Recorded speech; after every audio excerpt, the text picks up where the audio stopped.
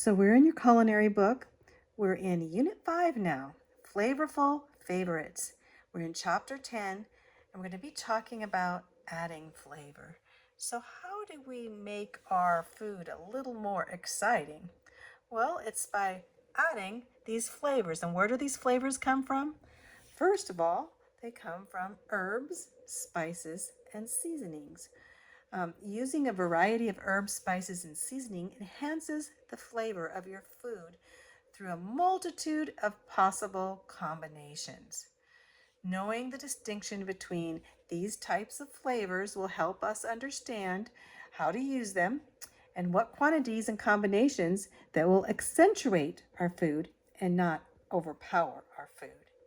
So we want to make sure that we know what combinations to use and not to put too much spice on the food. You can and overpower our food. So it's imperative that we know the characteristics of herbs, spices, and seasonings to start with. So herbs. What are herbs? Herbs are the leaves and stems of aromatic plants. And they can be either fresh or they can be dried. And you can use these combinations. There are a variety, but some of the most common are basil, oregano, rosemary, and mint. Those are herbs, and they come from what? The leaves and stems. Then, of course, we have spices. So, what are spices? Well, spices come from bark, roots, flowers, and seeds of certain plants. So remember, as you just thinking of the different kinds, there's a variety of spices from all different parts of these plants.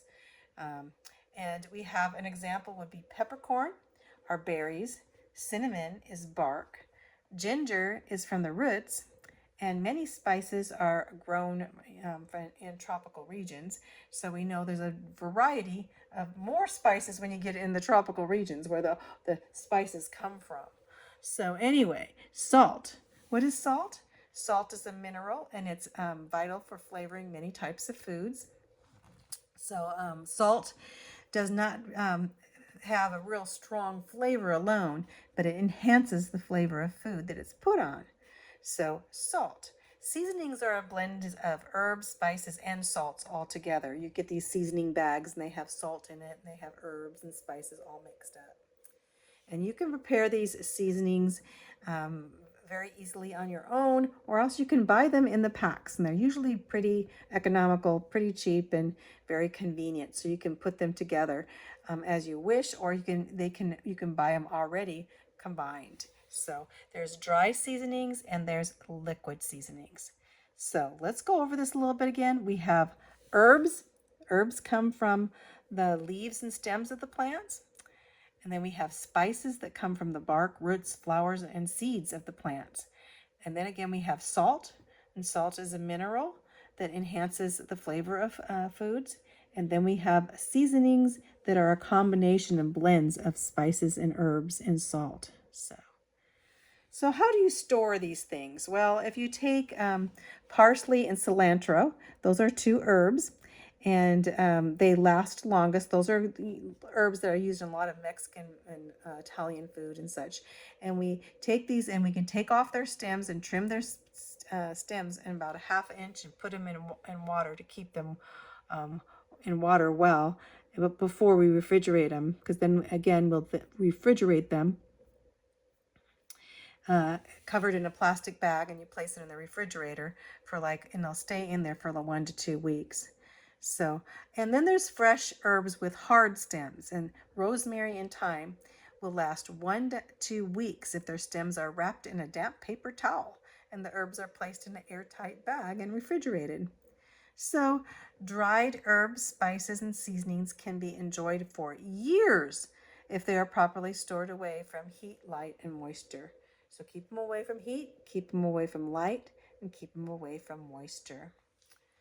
Ground herbs and spices will last up to 2 years. Whole dry herbs and spices retain even longer for 3 years. And on to even it says to avoid to avoid needing to throw away herbs, buy very small quantities. So you can have them up, let's say your herbs, you can have them up to 3 to 4 years or what, or even 5 years. After 5 years, they kind of lose their flavor. So they're kind of like, oh, you put them on and they don't taste as well as they did before. And sometimes herbs can become bitter. So, two important things. It's important to write the purchase date on the container to buy them in small quantities, as I said before, but to write the purchase date. And then you can determine if the herbs are not fresh just by smelling them, kind of, if their aroma is not fresh, then you need to be discarded. So you look, and if it's past the date, if it's over 3 to 4 years on some of those, especially, you'll know that they're probably too old and you can throw them away. So, and smell them. If they see what their aroma. If they don't smell like parsley, if they don't smell like a spice, they don't smell like garlic, then possibly they're kind of old. So, using guidelines to maximize the flavor of herbs and spices and seasoning, you can cut or snip the fresh herbs, and that will help enhance the flavor. And to release the flavor from dried herbs and spices, you can crumble or grind them. And when you do that, you crumble or grind them, immediately you have to put them on food, and don't keep them on food for more intense flavor from seeds and some spices, toast them in a skillet. Sometimes you can toast them in a skillet over low heat until you smell their strong aroma. So, because dried herbs are more intense flavor than fresh herbs, you will use 3 times more fresh herbs than the dry herbs. So, like if you had 3 teaspoons of fresh oregano, and if you wanted to turn this into dry, think, well, I'm going to use dry oregano, then you would want to put the three teaspoons of fresh oregano would be only 1 teaspoon of dried oregano. Or if you have a recipe that has dried oregano of 1 teaspoon, vice versa. But anyway, basically, it's 3 times more with the fresh herbs than the dry herbs. Just know, 3 times. So, going on, when adding a dried herb to a recipe, begin by using the ratio of 1/4 teaspoon to every 4 servings. So remember, it's all usually, you can have the dried herbs that you're getting out of the cupboard or whatever, 1/4 teaspoon. They always say 1/4 teaspoon, and that's going to serve 4. That's just regular people. Whenever you're doing a recipe, it usually is for 4 people. So, and if you need 8 people, you would just double that into 1/2 teaspoon. So 1/4 teaspoon for every 4 servings. So, adding fresh herbs to food too early or adding too much may cause the food to taste bitter. So don't put too much spices. It could just make it totally bitter. Or just add the seasonings right before you serve them. So they're fresh. Or add them when you were told to add them. So you don't let them sit out a long time. So now let's talk about marinades. Marinades are different because they're liquid. They also usually contain some vinegar or lemon juice, or sometimes soda. So you put that marinade, then they have oil mixed with it. So they have oil, herbs, and spices, and then they have that acid vinegar, lemon juice, or soda mixed in. Those are marinades. And they have 2 purposes. First, they add flavor to the foods, and then second, they tenderize the meat. So when you put a marinades go on meat. If you're marinating meat, or sometimes vegetables too. I shouldn't just say meat. But foods can be marinated for as little as 15 minutes or for as long as 24 hours. So if marinated longer than 24 hours, the meat will lose its texture. The texture will kind of be grainy. So 24 hours are the maximum to marinate, and 15 minutes are the minimum if you just want to add some flavor to it. So, it says here, to tenderize meat, marinate up to 24 hours. So you can tenderize it, and sometimes the meat will be tenderized in a couple hours. So it depends on what you can look at the recipe. So, and how to do this, you begin by placing the food and marinating it in a glass or plastic container.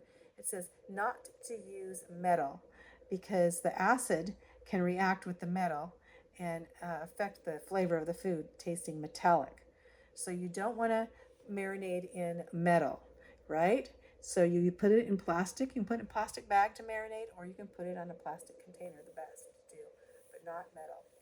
And be sure to like stir and turn and flip it. You can do it 2 or 3 times, flipping it around and stirring it so that the marinade gets all the way through during the marinating process. So it says if you'd like to use the leftover meat as marinade. So say you're marinating something and you have a lot of sauce there, and you're like, I would like to, add this sauce to my food. Well, first of all, you remember that you're marinating raw meat, so there's going to be bacteria. So you have to get rid of the bacteria. So if you want to use the sauce, you're going to need to have to at least boil it for a minute or so to ensure the safety. Boil it to get rid of all of the bacteria. So before you use it. Okay, now let's go on to section 2, which is sauces and gravies. So first we're going to start with sauces. This is another way to brighten up or to flavor up your meals with sauces and gravies. Sauces can provide flavor to food in a variety of ways. Sauces can be combined with other foods, for example, like barbecue sauce mixed with pulled pork or cheese sauce mixed with pasta, and they can use it as a topping for foods also, like taking tomato sauce or pasta or gravy on top of mashed potatoes. It can be a topping. Or it can be served as a side dish like sweet and sour sauce with egg rolls or ketchup with french fries. So these are all sauces. When you think sauces, if you go to say you're going to Chick-fil-A and you can get Chick-fil-A sauce. There's all different kinds of sauces you can use as a side sauce. You can combine them in the meal, or you can top them. Sauces are sauces can be used on a lot of different ways. Sauces also can be on sweet foods in the same way as they are on savory foods. So if you have a drizzle of chocolate sauce, you can put that on top of your ice cream or whatever you have, chocolate sauce. Homemade caramel sauce is good, or red raspberry sauce, and they provide complements for chocolate cake or on top of cheesecake or ice cream and all these things. There's a variety of sauces that give flavor. So we're going to talk about some sauces. We're going to talk about white sauce. So white sauce, the basic white sauce is called bechamel. Bechamel there, it's a French word, Bechamel, you see there, bechamel. And that's white sauce. And it is made by adding milk and seasoning to a cooked roux. So a cooked roux, which is made, if you're making a roux, and there's a recipe for a roux, R-O-U-X is roux. This is all like French. So a roux has fat like butter or oil or some kind of fat mixed with flour. Is your basic roux, and then you add to that to make the bechamel sauce. Let's go back here. Let's see. It says white sauce is the bechamel sauce. Just remember that, and it's adding milk to roux. And what's roux is flour and butter or flour or oil. So after cooking the roux for 1 to 2 minutes, you slowly whisk in the liquid of the milk until you form this white sauce. And this sauce is considered one of the 5 French mother sauces, which can be either used on their own or mixed with other ingredients to make a variety of sauces. This is the way the French cook. They have that basic roux, then they add milk to make this white sauce. White sauce is one of the sauces, and you're going to see there's going to be quite a few others. So it says white sauce, and you can even buy white sauce too. White sauce is very versatile. It has many uses and can be adapted to create several variations. Thin white sauce has a higher proportion of milk and is commonly used as the base for cream soups. If you have soups that have cream in them, they're kind of white, right? With that milk proportion.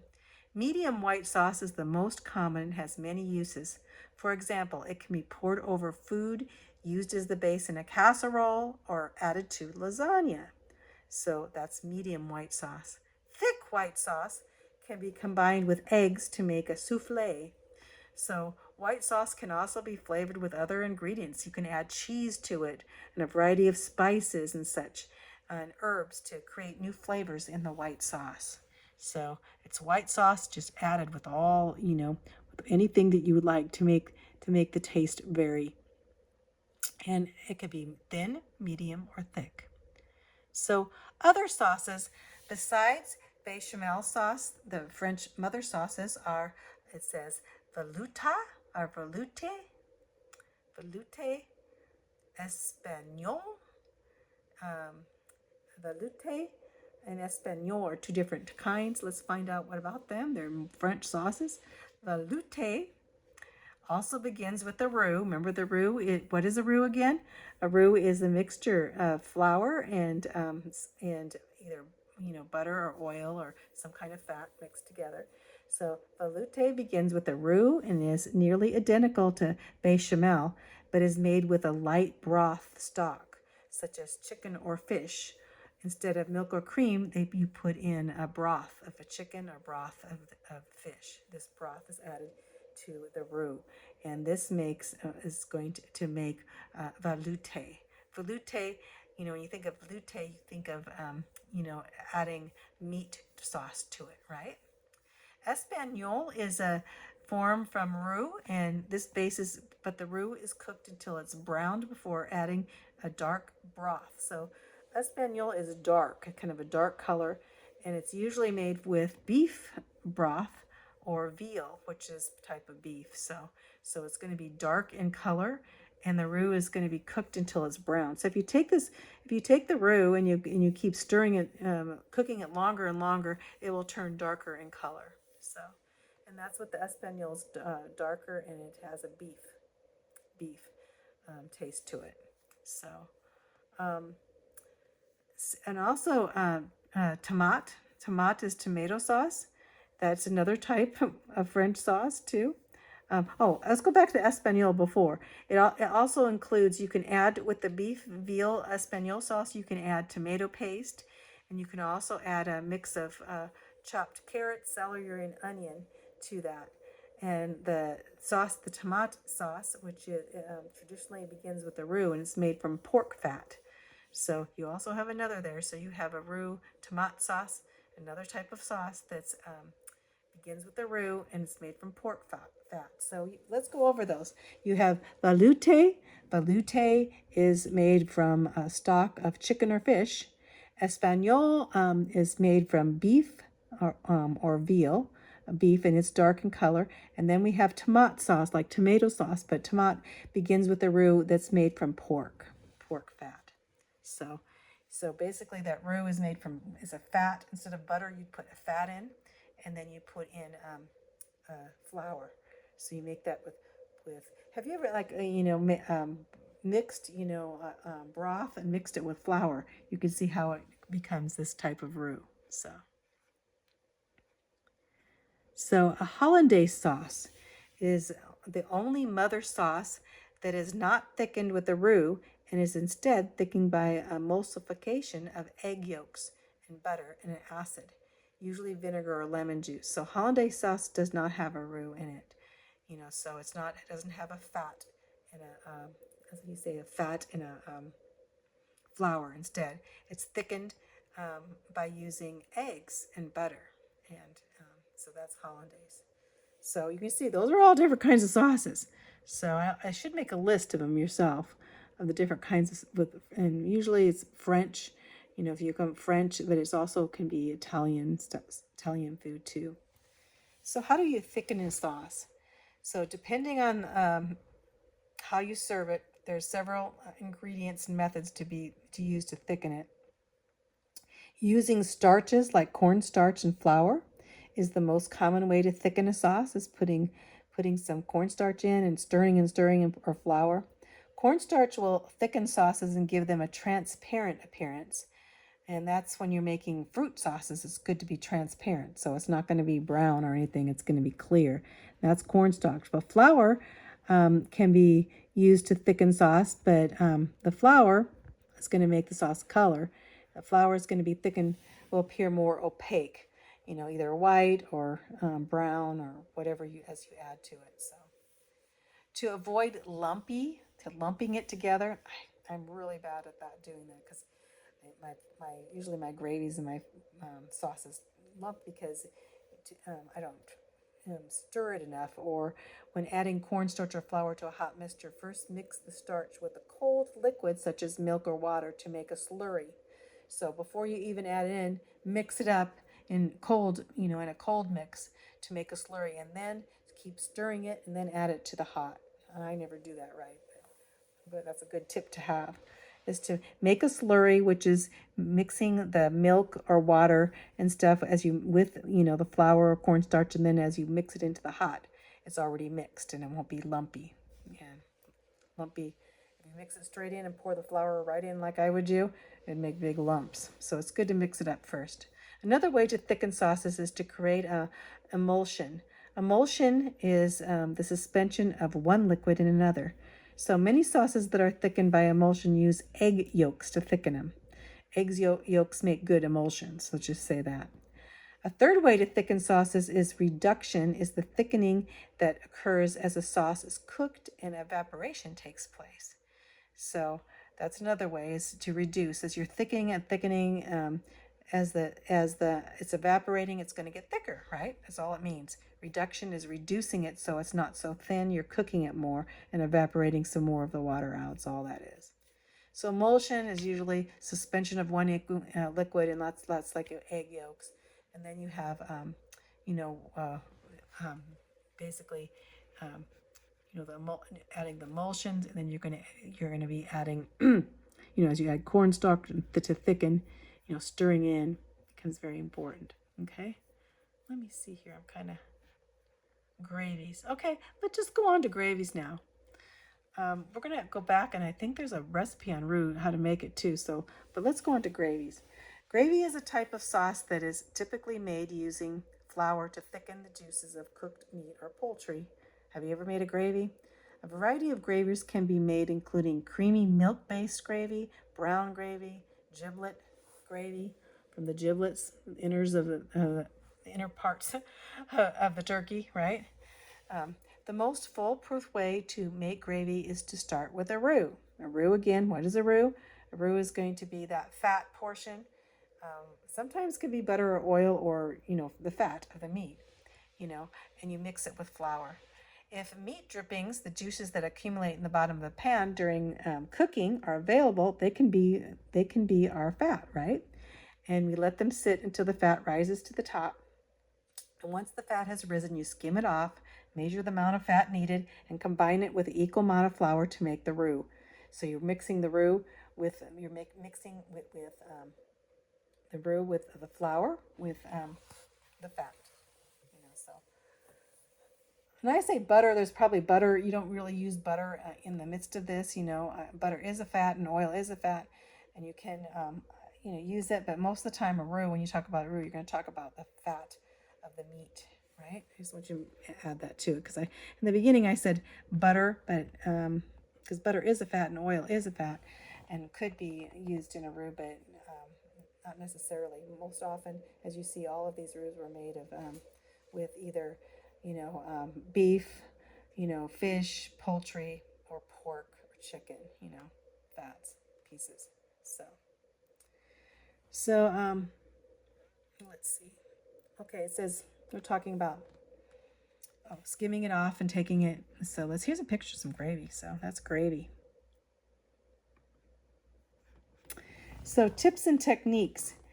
Let's just, in your book on this page here, we can see it says how to cooking sauces thickened by a roux.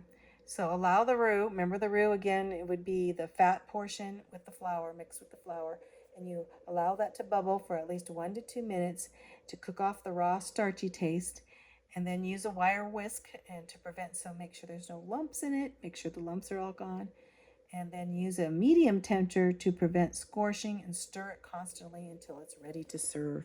That's making the roux. There is enough. Okay, let's see. Okay, we're talking about making gravies now too. So we're going to add 1/2 cup of broth for each tablespoon of flour that was used to mix this up in making the gravy. So, and you can supplement with other broth. You can use milk too in the midst of all this. Since meat drippings and juices are already flavored by the seasoning used on the meat, taste the gravy before adding seasoning. So when you're mixing it up, don't just say, "Oh, I'm gonna put a bunch of salt and pepper," because if you're mixing up with the fat portions of the meat that have dripped off, there's probably a lot of salt and pepper and seasonings in that where you won't need to have the seasoning, and then you mix it up with the roux to make the gravy. So. Quality characteristics. Well-made sauces and gravies will usually have certain characteristics. First of all, they should be smooth and not lumpy, right? And they'll have a glossy appearance and become, the glossy appearance become thick as they cook. So as you stirring them, you get rid of the lumps, and also they become glossy. Sauces and gravies should be thin enough to pour, but thick enough to adhere to the food. So you can pour them. If you have a gravy bowl, you'll be able to pour. I love to have gravy bowls. They're easy to put them on the table to pour onto. Especially if you have to put them on potatoes or something. Gravy tastes good on potatoes, don't they? And to have this bowl, and they should be able to pour it out of the bowl, not be too thick. It is very important to allow the recipe important to follow the recipe carefully when making a sauce or gravy. So you need to carefully do the measurements and very correct techniques and proper temperature, because gravies are pretty hard to make. If you make one mistake, it's going to show up in your gravy. As gravy and some sauces cool, they may become thicker than needed. So to thin them out, if you need to thin out your gravy, you warm them up over a low heat, and then you add more liquid, like milk or something as you add, or more liquid, more broth, or whatever you want to put in there, and add more liquid as needed to stir to make them, to thin them out so that they're right consistency and not too thick. Okay, let me see. I'm going to go back here. We're going to go on to fats, oils, and frying, but before we do that, I think I'll do that in the next video. Let's look. I think I skipped over some important aspects here. Let me make sure I covered here. Have a little time with my... Okay.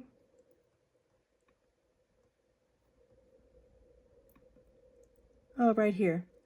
Grow your own herbs. So going back to the herbs, here's a section on how to grow your own herbs. And it's you can grow them like if you have a pantry. I have a pantry with a window even in growing herbs. You can grow them indoors or outdoors, and you can plant them in a pot, or in a garden and growing them. If you have a pot, make sure that your pot has drainage holes at the bottom, it says. And you can grow them from seeds or from young plants that can be repotted. And allow your herbs to sit in a direct sunlight for at least 4 to 6 hours per day to encourage proper growth. So you need to take it in allowing your herbs to sit for a while, to be careful not to let them remain in the sunlight long enough that they will dry out, though. They may be watered. Basically, herbs should be watered when the top of the soil is dry. Make sure it has enough water. It says when your herbs have grown enough, remove a mix of older and younger leaves to help maintain proper nutrition in the plant. Plant up to 1/3 of the plant can be removed at a time without harming the plant. So anyway, this whole thing has to do with growing herbs. And when you can preserve them by drying or freezing them. Fresh herbs can be dried by baking them in the oven or hanging them to dry in a cool place. So you can hang them or dry them. To dry herbs in the oven, lay the herbs in a pan and bake them for 1 hour in an oven and set it to the lowest temperature. So you can see, you can make your own herbs. It says one way to freeze herbs is to lay them on a flat pan and put the pan in the freezer for at least 2 hours. And you can actually freeze the herbs. And, whole or chopped herbs can be frozen in water, broth, or oil. So there's a variety of ways of making herbs, freezing them and drying them and, growing them. So herbs are important. Someday we may have to all grow our own herbs. Who knows? So how important they are in our meals to make our meals flavorful. So let's go ahead and stop there. We're going to go on to the next section, which are fats, oils, and frying.